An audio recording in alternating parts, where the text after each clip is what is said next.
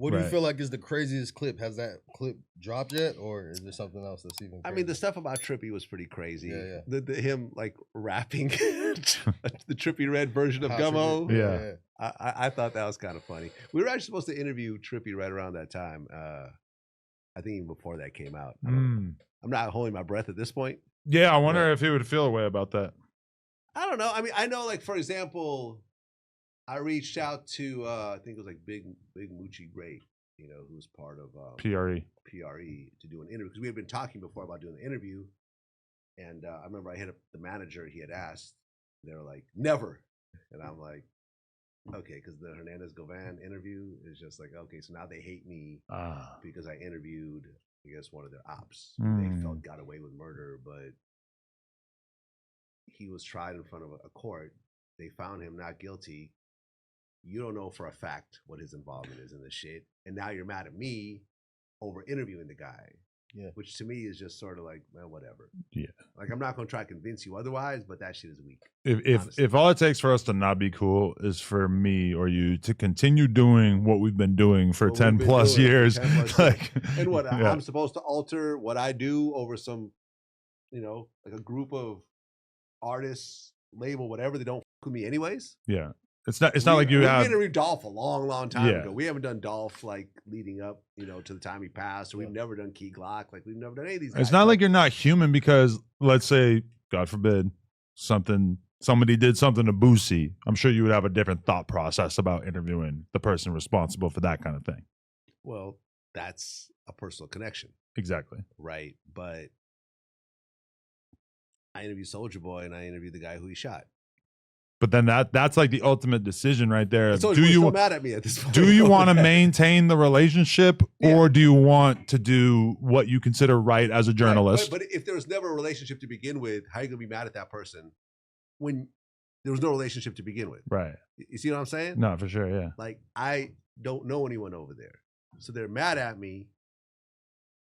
But we've never had a relationship to begin with. Yeah. So, all right. I can't understand this mentality here. Your personal thoughts outside of what the jury said. Do you think he had any involvement? No. All right, for sure. No. I was saying the same thing. Did he maybe have an inkling that it might be happening? Possibly. But was he the go-between? Did he take the money for a murder or whatever else? No, I don't think so. See, and the jury. And the thing is, I just want to answer your question. Sure. Is that he had his lawyer right there, and they didn't say, don't ask us this. I was able to ask whatever the I wanted. You know how thorough I am. Yeah. I went through the whole thing. I went through every detail and so forth.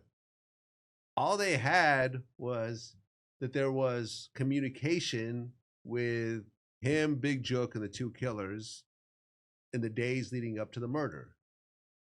So he never denied knowing any of them. The only witness is one of the murderers who snitched on the other murderer who hasn't gone to trial yet, who's trying to get his situation not doing life in prison. There's not a single text message that had anything to do with a murder. At the end of the day, that's like tying me into the Big U situation. I know Big U. We've called, we've texted. I got nothing, but I know nothing about anything he was doing that was illegal, if he did anything at all. So the jury saw that right away.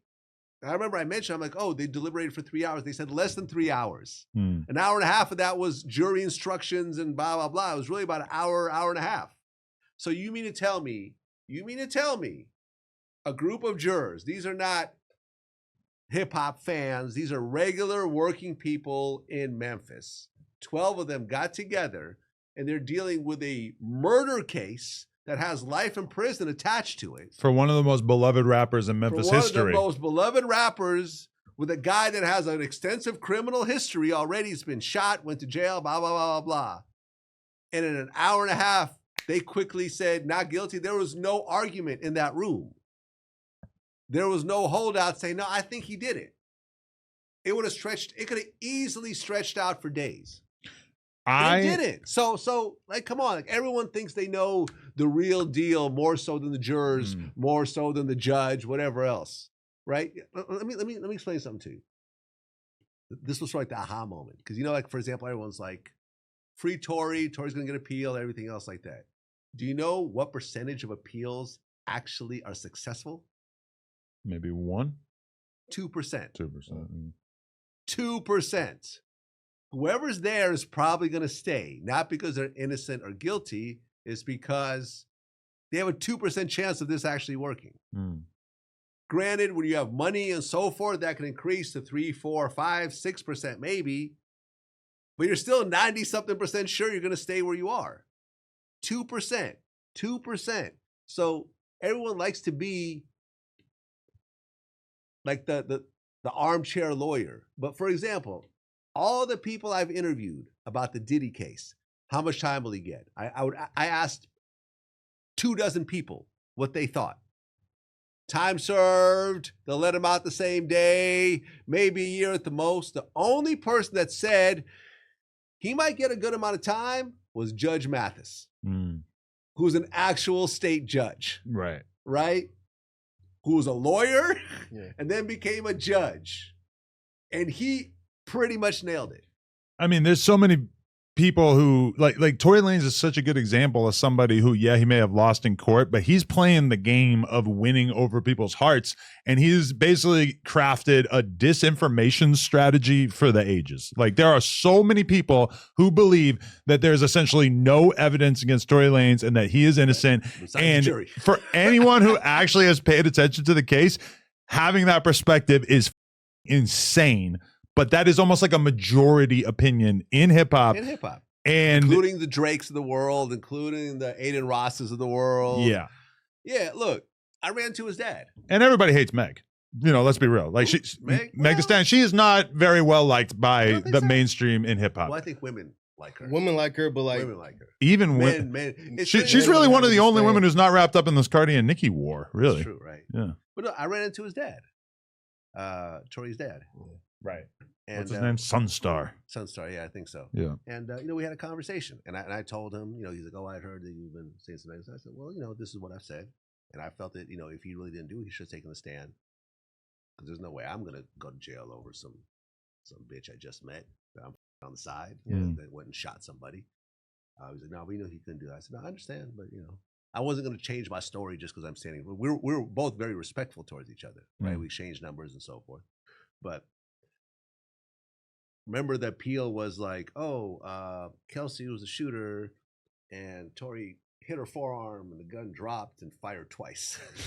Like, the gun dropped and fired twice. Like, what type of Looney Tunes, Bugs Bunny shit are you guys trying to paint here? Yeah. Like, the gun dropped and it fired twice. Like, but did his dad try to convince you at all? No. It wasn't that. Well, where we were. It was like a children's type of place. Really? Yeah, it was like us there with a bunch of kids. Always so weird when you see like other hip hop media personalities or whatever in those kind of environments. Like I said, it was a, and I don't want to say where it is, not to put his business out there, but it was a place where it was mostly children. So 2 grown men arguing in front of a bunch of kids, all of us would have felt stupid as hell like doing that. Like, you know what I mean? I wasn't trying to do that. So I was super respectful, and he was respectful. You could tell, listen, no one wants to see their kid doing 10 years, getting stabbed up. Like, it's horrible, man. And I don't have anything against Tory at all. I just would always say it looks like he's going to go to prison over this. And he tried to create this whole thing. And this is the problem, where when you think social media is behind you, you think that's going to translate into a courtroom. It didn't. Same thing with Diddy. Diddy was booking speaking events next week because he thought, oh, the media is on my side now. Look, everyone's on my side. Yeah, I didn't win, but I won all the major charges, and now everyone thinks Cassie's an asshole, and I'm getting out. Book this, book that. I'm there. And then they bring it up to the judge, and and I asked Mathis, he said the judge potentially gave him more time just for that. Just for that. Well, they tried to use it against him in sentencing, yeah. That's what I'm saying. They brought it up in sentencing, and they couldn't deny that it was actually happened. So the judge is probably like, okay. How much time you think he should have got for that? I felt in this particular case, I mean, if you look at what he was convicted of, which is prostitution, I would say time served is fair. Yeah. It's just fair. If you really want to prove a point, give him another year. Right? 5 years? Well, 4 years, was it 4 years? 2 months? 50 months. That's excessive for what he was actually convicted of. But what Mathis brought up, which is, once again, this is why we're not good at certain jobs, like being a lawyer and understand the legal system. He said, listen, even if Diddy gets convicted of just prostitution, the judge is going to look at what came out in that courtroom and they're going to adjust the time based on the other things. Even though he wasn't convicted of them, it was confirmed that he beat on women. It was confirmed that he threatened people. It was confirmed that these women were suicidal at certain points. And, you know, there was drugs involved and so forth. There was enough there for him to say, I'm going to go towards an upper guideline of this particular situation. Yeah, I mean, I feel like it's a tricky one for us because this is a crime that, as much as it is a federal offense, none of us have any kind of moral qualms with it. Like, we all think, go buy some pussy. Go buy some dick. Yeah. I don't care. He was buying dick. Like, you know what I mean? He was a dick buyer. So I don't know. And his lawyer brought up something interesting. He said, you know, Mr. Combs is the only man in America who's in jail right now for hiring male prostitutes. There's literally no one else in jail in all of America. I hate that they were able to use all that shit against him because it just feels like the viral nature of this case got him more time in prison, which really feels like it's just not how this is supposed to go. But it did. And I mean, really, for me, I ultimately think, like, given what I thought was going to happen to him a year ago, I think that he should be thankful that he probably will do another 1.5 years in prison and then get out. Like, I didn't think that this was such a verdict that he should have been dropping to the floor crying. If anything, that made me feel like, oh, this is a guy who's still full of his own hubris and ego. And you know, I feel like if I was in his situation and I got probably another 1.5 years, that I would have been, all right, cool, I can get back to life in a 1.5 years. I feel like it's a W because, I mean, they were recommending 11. And yeah. He was like facing like 50 to life. So it was like, at that point, doing 4 more, you know. But he could have walked free. What did he do? Yeah. Like, I interviewed 5 of the male prostitutes and got the same story every single time. Cassie was a willing participant. In a lot of cases, she was the one that was actually fueling the situation. Same thing with, you know, Jane Doe, like, you know, 50's baby mom. It's the same shit. Like, I remember interviewing Don the dealer. In your world, he's Dick Dealer Don. Not necessarily in my world. I wasn't familiar with this guy before I saw you interview him, but yeah. The porn world. Yeah. But he's an actual he's a star as well? Okay. Oh, no, he has a bunch of scenes. Got it. Right? And he was saying how, like, Daphne was the one that just took control of the whole situation. She would, like, you know, when he was explaining to her, she would, like, clap and got all happy, and then she would pick out his underwear and she would tell. She took over Diddy's role as, like, the director of the whole situation. Oh, you're going to do this and you're going to do that. And she was totally into it. But then on the stand, suddenly she's a victim. It's just like, it's just freaky sex. Have you been contacted by her team? Can you speak on that? I talked to someone that was working with her, but we didn't get too far in the conversation. I think what she was expecting was just a number that's not realistic in our world. Many such cases these days, yeah. Exactly. Everything 420 really is that one-stop shop. Whether you're looking for your go-to gear or something new and unexpected, they got options for days, and they're always dropping mystery boxes and deals. The E420 app is clean, shipping is quick, and they literally have everything. Don't forget to use code NOJUMPER at checkout.